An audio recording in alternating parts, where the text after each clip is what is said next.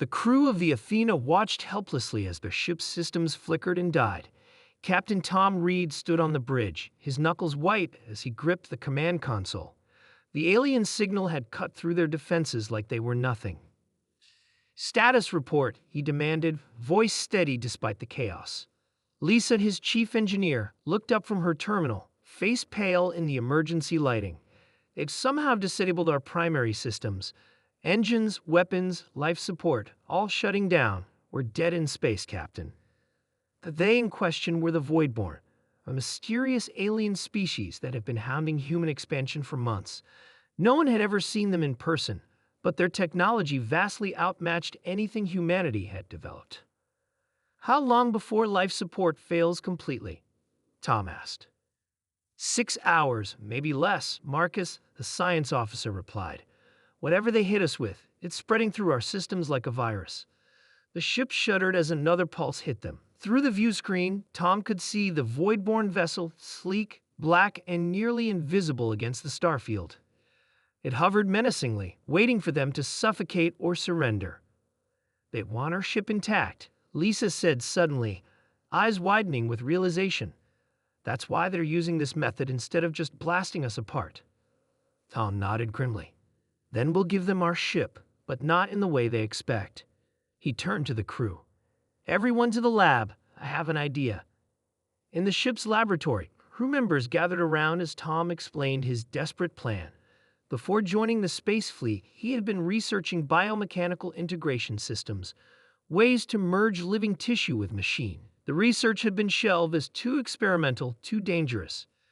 Now it was their only hope. "We inject the ship's core systems with our modified stem cell solution," Tom explained, pointing to diagrams on a portable screen.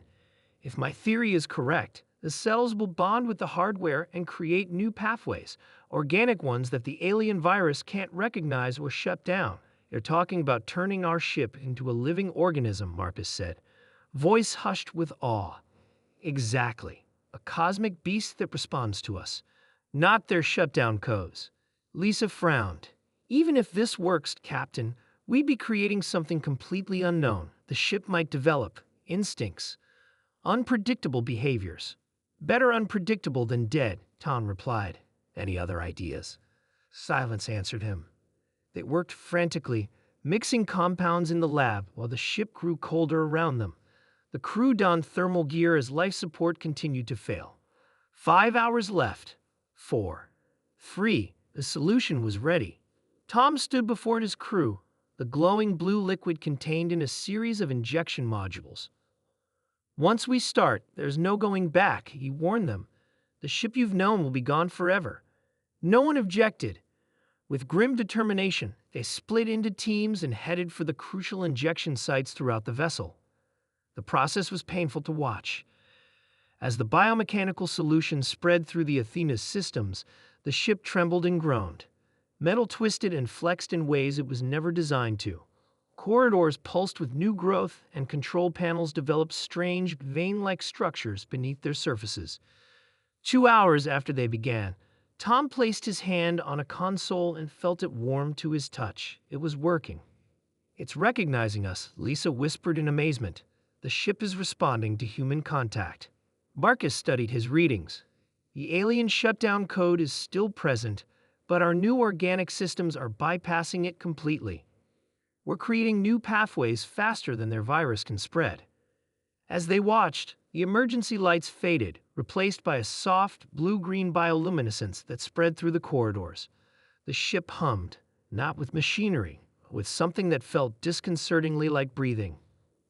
Tom returned to the bridge, now transformed into something that resembled both a control room and a living heart. The view screen flickered to life without anyone touching it, showing the Voidborn ship still waiting outside. "Can we move?" Tom asked, touching what had once been the navigation console. It felt warm, almost alive. In response, the ship shuddered and then surged forward. The Voidborn vessel, clearly surprised by the sudden movement, attempted to retreat. But the Athena was faster now, more agile than its mechanical design had ever allowed. "Weapons?" Tom asked next. The answer came not as a system response, but as a feeling, an understanding that flooded through him. The ship had developed something new, something beyond their original design.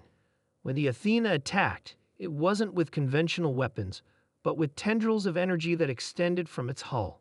They wrapped around the void-borne vessel, bypassing shields designed to stop projectiles and beams, instead pulling the alien ship into an embrace. Information flooded back through those connections, the void-borne's secrets, their weaknesses, their fears. "They're afraid," Marcus said in wonder, interpreting the data streaming across his transformed console. "They've never encountered anything like us before." The void-borne vessel struggled, then went dark as the Athena absorbed its energy. When it finally released the alien ship, the black vessel drifted, powerless, experiencing the same fate it had intended for them. As the crew of the Athena watched, their transformed ship hummed with satisfaction. They had done more than survive. They had evolved. In the silence that followed their victory, Captain Tom Reed placed his hand on the living console before him and felt the ship respond, not as a tool, but as a companion. "Set course for home," he said softly. "We have quite a story to tell." The cosmic beast that had once been the Athena pulsed with light and leaped toward the stars.